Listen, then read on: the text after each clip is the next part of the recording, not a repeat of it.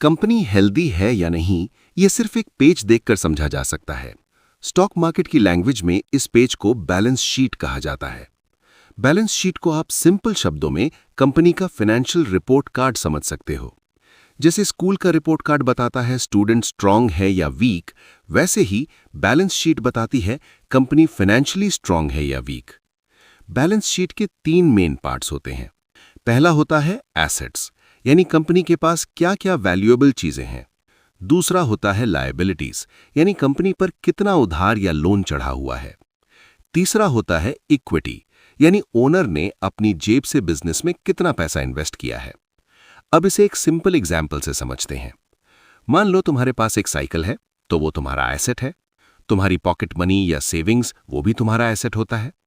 अगर तुमने किसी दोस्त से पैसे उधार लिए हैं, तो वो तुम्हारी लायबिलिटी बन जाती है। अब अगर तुम्हारे उधार पैसे तुम्हारी चीजों और सेविंग्स से ज्यादा हो जाते हैं, तो ये एक वार्निंग साइन होता है।